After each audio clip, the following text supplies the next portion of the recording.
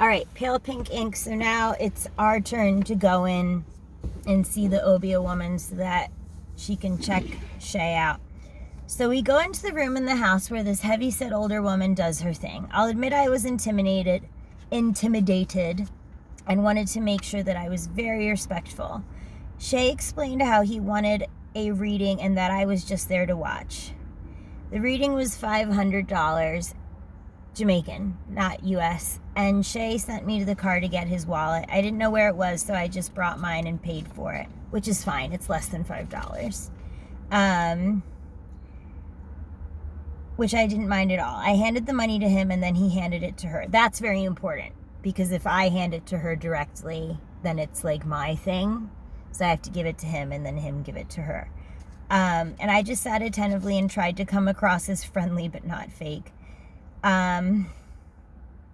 There's boys in the water. I'll be back. So I took a break from journaling because there were boys. And they were insane, but I'm not going to do a video about them. All right, so that's where that first section ends.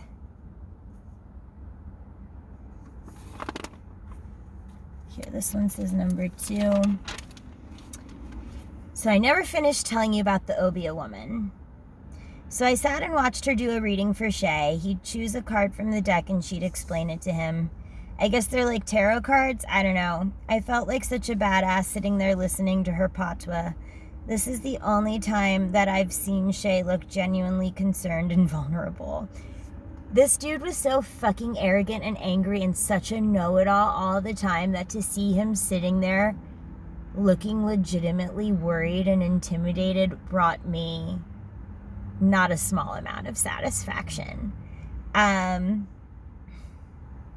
Which added some intensity to the experience for sure, seeing him act humble and not be a know-it-all who's in charge of the situation.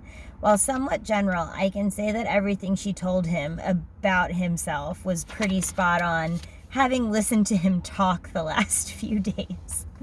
She spoke to how unfortunate business had been for him lately and that he needs to not tell people all his business. He was a blabber, for sure. He told me all sorts of things that I should not have known. And said how he doesn't have true friends. Yeah, because you're a fucking scammer or something, so be careful. And how he just met a good friend, me. Aww. And to keep me around because I'm a good person. Can I just say it smells like rain? There's crickets chirping and red wine is playing in the background. Loving this. I don't know where I was when I wrote this. Probably at Doctor's Cave Beach.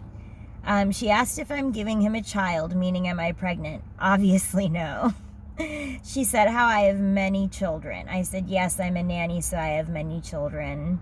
Both the Obia woman and the prophet who we talked about in the last set of videos were both like, children for you. You have all the children. And there was another spiritual wacko who said something similar. So I just was wearing my maternal instincts on my sleeve, I guess. She told him that he needs a cleansing, and if memory serves, it would cost $450,000. So like several hundred US. I could have that figure wrong. It might have been 4,500. But no, it was probably more. I could have that figure wrong, but it was very expensive. And Shay, because he's an idiot, says he'll have that kind of money for her by Tuesday. So she said to come on Tuesday. She'll start gathering the stuff. It was Sunday, so Tuesday wasn't very far away. I'd closed the door too hard, so we were stuck for a few minutes. That was a creepy feeling, like, oh, we can't get out of this door. We're just trapped in here with the Obia woman. That's how horror movies start. I'd closed the door too hard, so we were stuck for a few minutes before Shay forced it open.